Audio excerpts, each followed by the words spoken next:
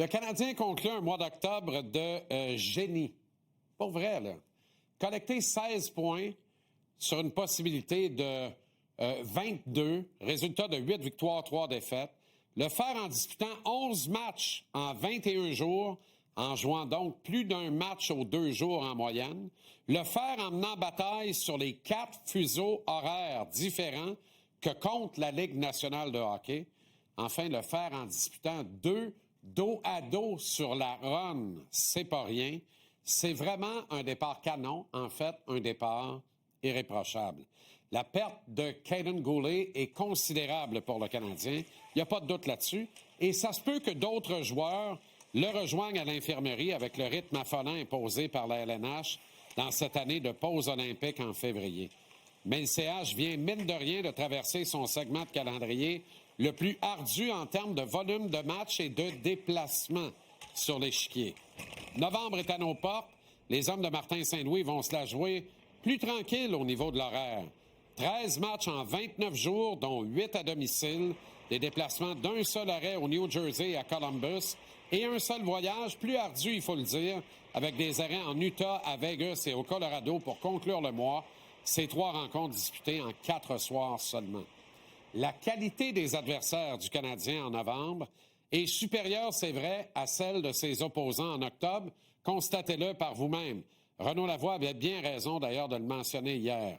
Mais, dans le douillet confort de ses propres installations, avec ce qu'il faut de récupération entre les matchs, le tricolore peut espérer poursuivre sur sa lancée, même si le pourcentage de victoire de .727 d'octobre va être difficile à maintenir en novembre. Si on regarde plus loin maintenant, décembre ne sera pas simple pour le Canadien. 15 matchs en 29 jours, dont 4 dos à dos. Des samedis, dimanches, en veux-tu, en v'là, Armand, il y en a 3 dans le mois, ça n'a aucun bon sens. Une cadence que les joueurs plus fragiles, moins résistants, vont assurément détester. Heureusement, les 7 rencontres à l'étranger vont toutes être disputées sur la côte Est. En janvier, le Canadien va jouer 16 matchs en 31 jours, dont 3 dos à dos, mais seulement 2 rencontres à l'heure centrale américaine, tout le reste à l'heure de l'Est. Février sera une vraie pause. Il y a même à souhaiter que Cole Caulfield et Nick Suzuki, je leur souhaite pas ça, là. Mais pour nous, partisans du Canadien d'abord et avant tout, c'est quasiment à souhaiter qu'ils ne soient pas sélectionnés par le Canada et les États-Unis afin de participer aux Jeux olympiques. Comme ça, ils vont être frais et dispo pour livrer les 15 matchs en 29 jours, dont 4 dos à dos prévus au mois de mars. 8 des 15 duels sur la route, les 3 premiers en Californie. Aïe, aïe. Finalement, en avril, le Canadien va jouer 8 matchs en 13 jours, donc 4 de suite à la maison. Un seul dos à dos, mais contre le même club, les Devils du New Jersey. Un bon vieux home and home, diraient les Chinois. Autrement dit, la récolte d'octobre était névralgique sur la route de l'objectif de participer aux séries éliminatoires pour une 2e saison de suite. M'en fais pas trop avec la qualité des adversaires du Canadien lors d'un mois donné, si celle-ci est basée sur les résultats de l'an dernier des 10 adversaires.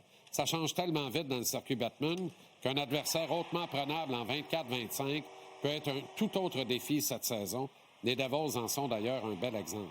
Sur les 13 rencontres qui attendent le Canadien en novembre, seulement 3 sont face à des rivaux de section. 3 samedis soirs de rivalité contre Ottawa dans 2 jours, puis Boston et Toronto les 2 samedis suivants.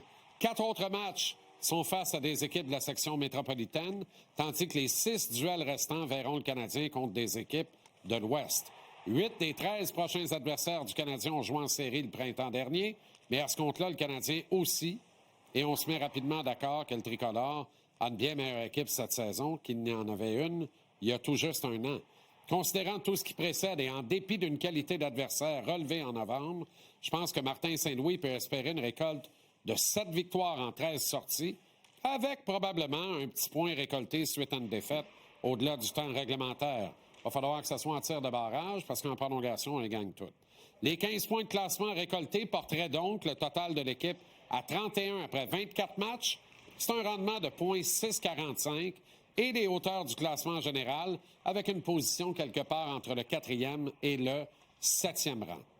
N'allez pas tenter de convaincre votre banquier avec la litanie de chiffres qui vient de précéder. Il n'y a rien de scientifique là-dedans. Mais c'est une petite analyse sobre et pondérée que j'avais envie de vous partager ce soir. C'est un mois à venir qui est prometteur pour le Canadien. qui nous fait rêver, il faut le dire, de plus en plus éveillés.